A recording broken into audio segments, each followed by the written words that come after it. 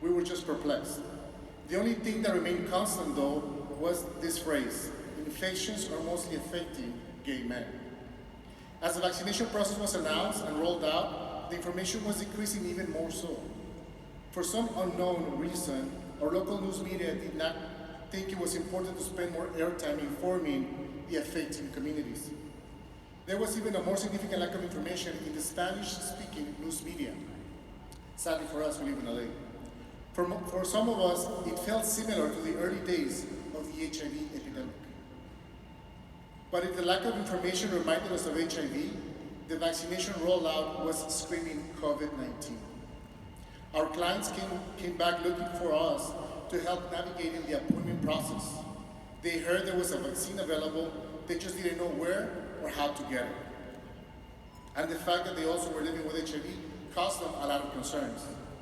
These concerns and fears then turned into frustration and disappointment when the online process was faulty, when there was no more information available or no more appointments available for them.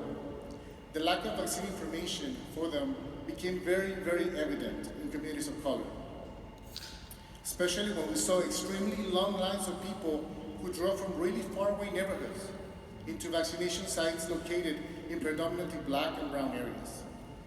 Meanwhile, the local residents of those areas remained out of luck and with no appointments available. It was COVID-19 all over again. It seemed we did not learn the COVID lesson.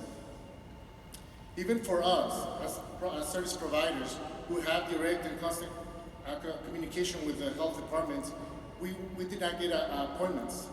Accessing the vaccine was very difficult. It wasn't until a person in one of our support groups or one of our offices tested positive that we were allowed to get the vaccine. But then finally, things started to seem and look better.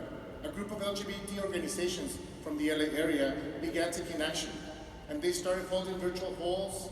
They started doing meetings on Facebook, Instagram live sessions, filling the empty gap that we needed. As soon as more appointments became available, we were ready to help those waiting to be registered. We were helping them to translate all this information for them. These same organizations began also holding vaccination fairs. A few weeks ago, Bienestar had its first monkeypox vaccination fair, where we also were able to provide COVID boosters, HIV testing, and referrals to PrEP. We even had mariachis for the wait time, so that our community would come and have a good time. These also same LGBT organizations began partnering up with community colleges to hold in-person town halls, where community members came and they finally got to ask questions.